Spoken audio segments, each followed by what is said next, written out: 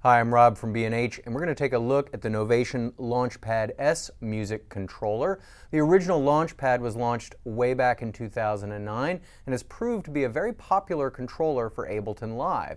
With this new update, Novation keeps the same basic layout and feature set intact, but with a few improvements. The LEDs on the 8x8 pad grid are brighter now, the refresh rate has been improved, so moving between modes is smoother, and the unit is fully MIDI class compliant. So if you'd like to use the Launchpad S with software other than Ableton Live, like FL Studio for example, now you can. You can even use it with an iPad.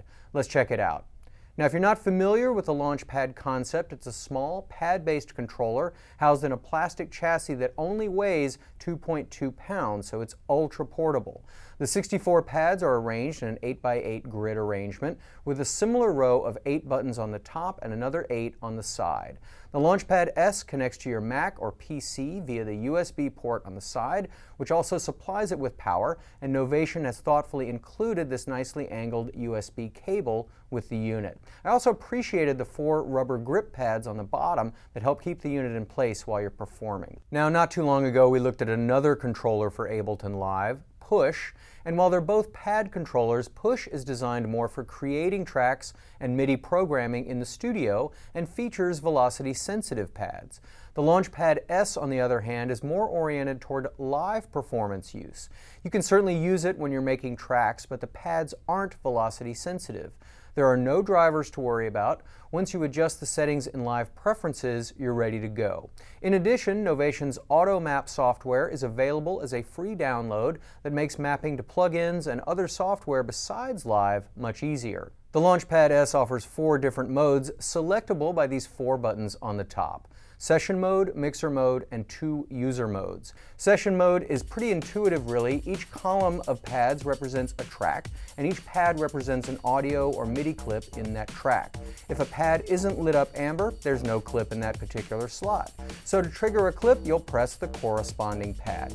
For example, the second pad triggers the second clip in the first track, and you can see that it lights up green to indicate it's playing. If a clip is recording, it lights up red. If you have more than 8 tracks or 8 clips in your live set, the arrow buttons up here allow you to navigate around the session, and the red box on your live screen shows you where you are. Alternatively, you can hold the session button down, and that gives you a macro view with each pad representing an 8x8 section of the track.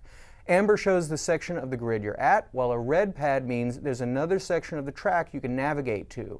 So this is a fast way of moving around when you're working with larger sets. Pressing the Mixer button puts the Launchpad S into, yes, you guessed it, Mixer mode. Now the pads control different aspects of Live's mixer in different ways. The main mixer view gives you pad control over parameters listed on the side. The bottom row allows you to arm tracks, the next row solos a track, the next row is for mutes, and the row above that stops whatever clip is playing in that track.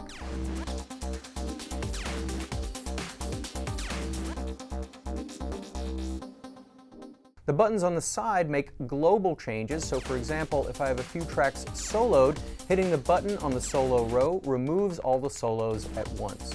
The Track On button turns all the tracks on. The Arm button will disarm any tracks in Record Ready, and the Stop button will stop all the clips that are playing. The top 4 rows work a little differently since you're using an on or off pad to control things with variable values. So for example, the top row is for volume. If you hit the pad, whatever volume setting you have reverts to unity gain and the green light goes out. Same thing with the panning pads. If you have something panned to one side or the other, hitting the pan pad puts it right up the middle and the light goes off. The pads for sends A and B take whatever effect level you have them at and put them at 0.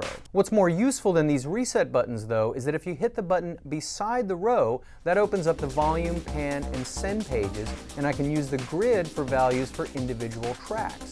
So that means I can make adjustments on multiple tracks very quickly, much faster than using a mouse, for example. This works very well for quick effect throws when you're performing, for example.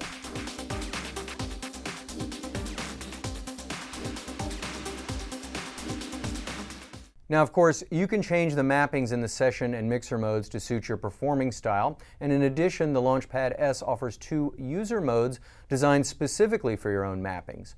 User 1 mode is pre-mapped to trigger Live's drum rack, although if you want the LEDs to light up, you'll have to set up a MIDI track to send that info to the Launchpad, but that's not very difficult to do. User 2 is mapped to work with Max for Live plugins, but remapping it is quite easy to do with Live's MIDI Learn function. So for example, if I want to use the bottom rows in User 2 mode to control the frequencies of the notch filters on this filter delay effect, I engage MIDI Learn mode, click on the parameter, trigger first the left pad, and while I hold that, I'll also trigger the pad on the far right. I'll do the same with the frequency ranges on the other 2 filters, and now my bottom 3 rows are set to make incremental filter changes over an 8-pad range. And again, that's just one example. The great thing about the Launchpad S is that you can customize it your own way.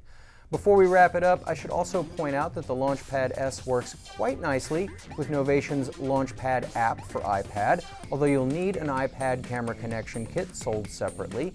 The app is a self-contained music-making program that comes with its own sounds and effects. It's a bit like a scaled-down version of Ableton Live, but it comes with some pretty good sounds and effects and is a lot of fun to use. You don't need the Launchpad S to use the app, but it makes working with it a more fun, tactile experience.